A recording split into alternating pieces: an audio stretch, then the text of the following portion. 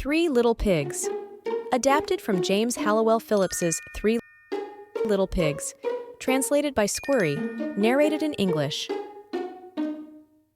Once upon a time, there was an old mother pig who had 3 little pigs and not enough food to feed them. So when they were old enough, she sent them out into the world to seek their fortunes. The first little pig was very lazy. He didn't want to work at all, and he built his house out of straw. The second little pig worked a little bit harder, but he was somewhat lazy too, and he built his house out of sticks.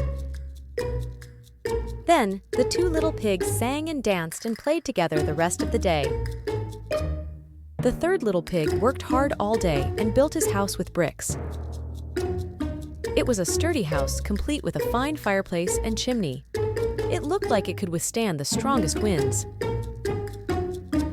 The next day, a wolf happened to pass by the lane where the 3 little pigs lived, and he saw the straw house, and he smelled the pig inside. He thought the pig would make a mighty fine meal, and his mouth began to water. So he knocked on the door and said, little pig, let me in, let me in." But the little pig saw the wolf's big paws through the keyhole, so he answered back, "No, no, no, not by the hairs on my chinny chin-chin." Then the wolf showed his teeth and said, "Then I'll huff, and I'll puff, and I'll blow your house down." So he huffed and he puffed and he blew the house down. The wolf opened his jaws very wide and bit down as hard as he could, but the first little pig escaped and ran away to hide with the second little pig. The wolf continued down the lane, and he passed by the second house made of sticks. And he saw the house, and he smelled the pigs inside, and his mouth began to water as he thought about the fine dinner they would make. So he knocked on the door and said, little pigs, let me in, let me in." But the little pigs saw the wolf's pointy ears through the keyhole, so they answered back, "No, no, no, not by the hairs on our chinny chin-chin." So the wolf showed his teeth and said, "Then I'll huff, and I'll puff, and I'll blow your house down." So he huffed and he puffed and he blew the house down. The wolf was greedy, and he tried to catch both pigs at once, but he was too greedy and got neither. His big jaws clamped down on nothing but air, and the 2 little pigs scrambled away as fast as their little hooves would carry them.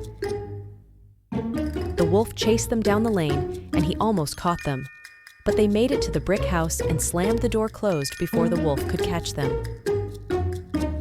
The 3 little pigs, they were very frightened. They knew the wolf wanted to eat them, and that was very, very true. The wolf hadn't eaten all day, and he had worked up a large appetite chasing the pigs around, and now he could smell all 3 of them inside, and he knew that the 3 little pigs would make a lovely feast. So the wolf knocked on the door and said, little pigs, let me in, let me in." But the little pigs saw the wolf's narrow eyes through the keyhole, so they answered back, "No, no, no, not by the hairs on our chinny chin-chin." So the wolf showed his teeth and said, "Then I'll huff, and I'll puff, and I'll blow your house down." Well, he huffed and he puffed and he huffed, and he huffed, and he puffed, but he could not blow the house down. At last, he was so out of breath that he couldn't huff and he couldn't puff anymore. So he stopped to rest and thought a bit. But this was too much. The wolf danced about with rage and swore he would come down the chimney and eat up the little pig for his supper. But while he was climbing onto the roof, the little pig made up a blazing fire and put on a big pot full of water to boil. Then, just as the wolf was coming down the chimney, the little piggy pulled off the lid, and plop! In fell the wolf into the scalding water. The end.